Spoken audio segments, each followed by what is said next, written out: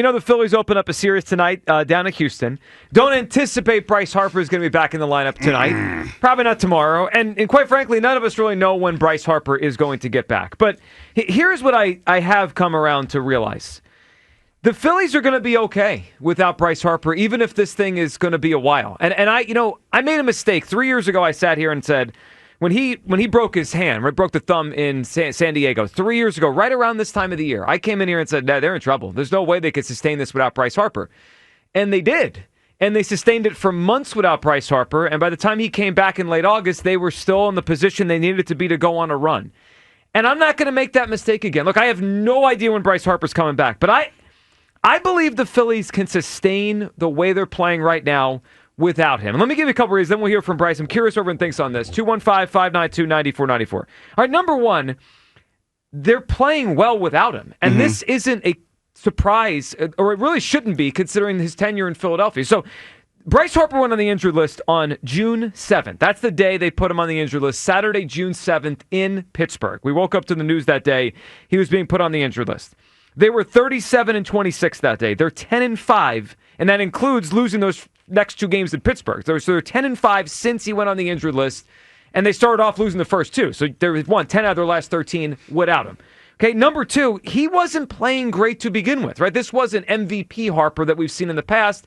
He was probably partly because of the wrist, not having a special season. So, when a guy's having a special season, it's really hard to replace that. When a guy's having a pretty good year, you could kind of make up for that in different ways. So they don't have to make up for an MVP bat. He wasn't that this year. And the third thing is, it's the pitching. The Phillies win on their starting pitching whether or not they have Harper or they don't have Harper. So I have no idea when this guy's coming back. But I do think the Phillies are going to be able to sustain without him, even if he's out a while here. And the numbers are pretty remarkable. And this is not just this year. It's not just last year. It's not just 22. Bryce Harper has been here 7 years, 2019 through 2025. This is his 7th year as a Philly. And in that time, he has missed or not played in. Right, there's been injuries, there's been days off, whatever. He has missed over 162 games. He's missed actually 165 games. The Phillies have a higher winning percentage without him than they do with him over a lot of years now. Baseball's a game where you could lose one player and sustain. Hugh, when he went down, I think we were all like, oh no. And then they've done all right without him. And I'm at the point now where I think they could sustain this if he's going to be out a while. Hugh, where do you come down as the Phillies get ready for a series against the Astros? No idea when Bryce is coming back. If he's out a significant amount of time, let's say months here, can they sustain the way they're playing without him? Months. Months. Like I was about to say. It's already almost been a month. Yeah. But I would feel better if he was out there to ask them to keep this up for a couple months. I don't know if that's the case, Joe. I don't. I think that Bryce Harper is important to this. And there's something to be said about when a guy goes out early in the season and you're fighting for a playoff spot. I remember when Donovan got hurt, when Coy came in and then AJ came in. The mindset was, we have to hold this together until Donovan comes back. But when you talk about trying to win championships or things of that nature, which we were talking about, can't do it without him because that's how important he is. Now, you try to keep your head above water until he gets back. If that's what you're talking about. But if you're talking about going all the way, no, they can't do it without Bryce. Well, I'm talking about a few months. I'm talking in 2022. This is exactly the time period, right? It was late June then. It was early June now. But he missed basically the whole summer, Bryce Harper, in 2022. That year, that team sustained without him. They didn't need him to stay in the race the whole summer. And I think this team could do it too. Again, if Bryce Harper was having, and we've seen it before, if he was having an MVP caliber season, if he was on pace to be a top 5 MVP guy, that's almost impossible to replace. He wasn't on pace for that. I think, with the pitching they have and the other guys in the lineup stepping up, which has happened. I mean, look at some of the guys in the last few weeks. They've played better. Now, Hugh, is it a coincidence that these guys have played better without him? I don't know. I mean, Alec Bohm has hit for a while now. Otto Kemp has come up here in place of Bryce Harper and helped out. I mean, sometimes I think in sports, you mentioned you mentioned the Donovan thing. Sometimes when a star quarterback goes down, or in this case, a star baseball player, it feels like, Hugh, I don't know. I've never been in one of these locker rooms in a huddle, but it feels like it's either subconscious or conscious where everyone realizes, hey, we got to step up a little bit. And that's what it feels like the Phillies are doing right now. Yeah, and that's what it is. But realistically, if we want to ultimately get to where we want to get, we need Bryce Harper in that lineup. And I think that's what we're talking about, because that's the way that I think about it, Joe. Can they sustain this for a little bit of time? I think so.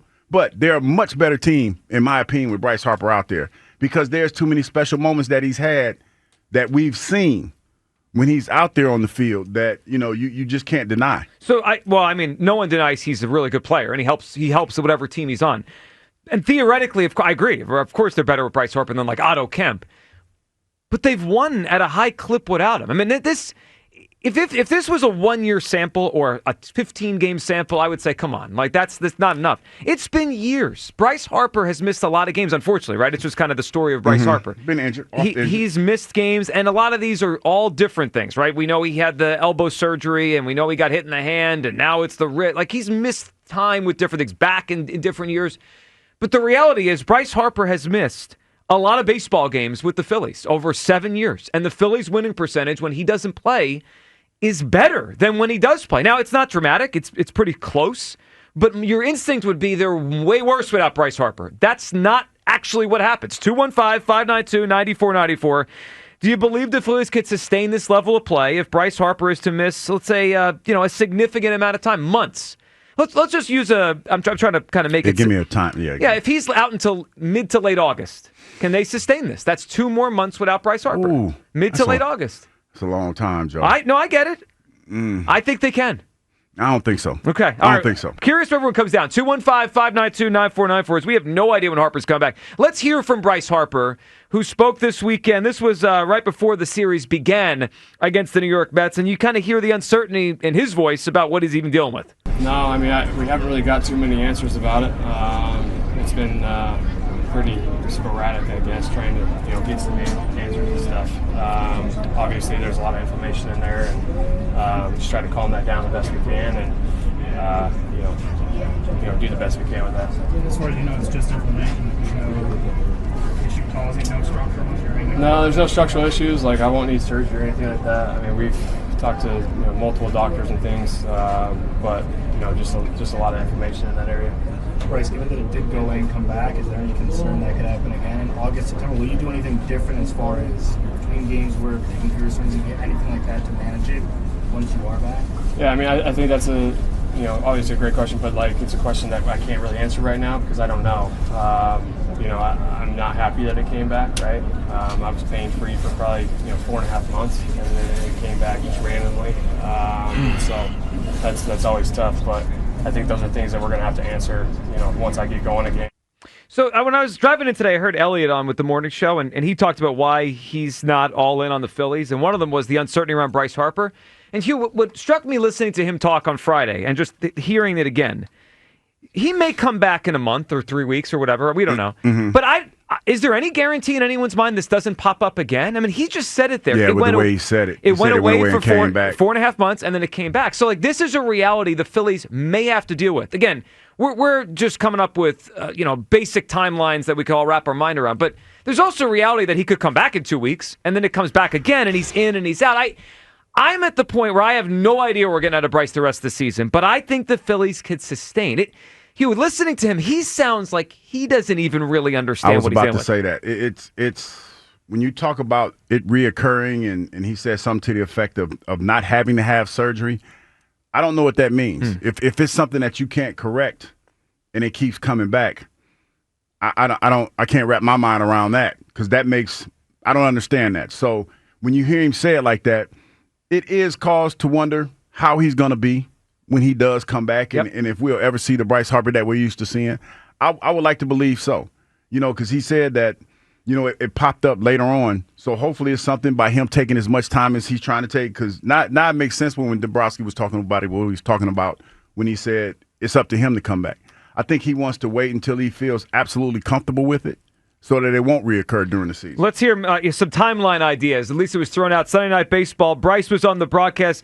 Listen to what he said when asked about, hey, could it be soonish, 10 days or so? Here's Bryce Harper with the ESPN Sunday Night broadcast a couple nights ago. I know Phillies fans are dying to know, what are you hoping for in terms of a timetable coming back? Sometime next 10 days, something in that range? Obviously that would be great. I hope everything goes well enough to be able to do that, but I don't want to put a schedule on anything right now because it's so early in the process. We've swung the last 2 days and swung it well. Come on, Ro. And Rojas pulls it down. So, I mean, took 45 swings yesterday, 45 swings again today. Everything went well, so I'm definitely happy about that. It was something you dealt with a bit last year, yeah? Yeah, it came on a little bit last year for me, and was able to play through it pretty well, and then went away in the offseason and, came back slowly this year, and then got to the point where I couldn't do it. So I thought the best course of action would be, sitting for a couple days and getting it right. All right, there's a lot of uncertainty. You hear it in his voice. He's not. I mean, he's very kind of vague in the timeline. He's trying to be as positive as you can be in a situation where you don't know exactly what's going on. I think that's exactly it. He doesn't know. I mean, he could come back soonish, and then maybe it reoccurs, or he comes back soon and it's great. I mean, none of us know. But I do feel strongly about this. If he's going to have to miss a significant amount of time, I think the Phillies could sustain this. Their pitching carries them. It's not their offense. That's not what this team is about. They're about their starting pitching. And he wasn't having a great year anyway. 215-592-9494. If Bryce Harper has to miss a significant amount of time, and we are on, day 17 now of his absence since the injured list stint, can the Phillies sustain this level of play? I think they can. Hugh doesn't. Kyle, where do you come down as we await Bryce Harper's return, whenever that is? Yeah, I don't know. I think this is about as good as we can ask for the team to be playing for this stretch without him. I think if it were to break out for another month or two, and we had this big enough sample size of this team this season, I think we'd look like we're about maybe a just above 500 team. Not a team that I would feel confident in, competing for anything, competing for the division. I think what changes our perspective a lot is the fact that the Mets are in free fall and that we're in first place in the division right now. Like, if we were still 4 games back of the Mets, then we would all be sitting here saying, no, we need Bryce Harper back. I know he's not having his greatest season this year, but in May, when he was with the team, he played 24 games. He was hitting .308 and an OPS of 864. Yeah, that's good. That's very good. So, that's something that I think we all need in the lineup. And I do think it's a coincidence that they're playing this well without him. This just so happens to align with some of the best outings we've gotten from Suarez, Sanchez, and Luzardo. So, I don't know. I think eventually it'll level itself out. I'm not gonna take the leap and say that, that sort of like you're saying, that it's no coincidence that they're playing this way without Bryce Harper. I definitely think it's a coincidence, and I think they need him back as soon as he's ready. 215-592-9494. Look, I mean, some of that is accurate, right? Maybe there is coincidence there. All I know is this. Since he went down, they have beaten the Cubs and the Mets. I mean, they've won those series without him, and they've scored runs. Again, if they were winning all these games 2-1, you start to say that's not sustainable, right? I can't keep doing that. They scored 11 to beat Toronto in a game. They scored 7 to beat Chicago in a game. This weekend, they scored 10 and 7 to win the 2 games against the Mets. It's not like the offense has been dragging without him. But it's better with him in. Well, yeah, in theory. And it will probably, look, it could cool off if he came back, but I think it's probably going to cool off again. Say we do play this out and he misses another 3-4 weeks or whatever. Which is certainly possible. Right. I think we're going to see the offense cool off. And we'd probably be sitting here saying, all right, let's get this guy back in the lineup. Yeah. All right, 215-592-9494. I really, sometimes we start a show and I have a sense of how people are going to feel on something. I don't know today. I mean, I understand the logic of he's one of the better players in baseball, and without him, in theory, they're worse. But I also see the reality that I've seen a lot of Phillies baseball in 7 years without him. I saw a 2022 summer without him, and they won a lot of baseball games. I've seen the last 15 days without him, and they've won a lot of baseball games. My point is, I think they could sustain if this thing is a few more months away. 215-592-9494, specifically because this is a team built on starting pitching, not his bat.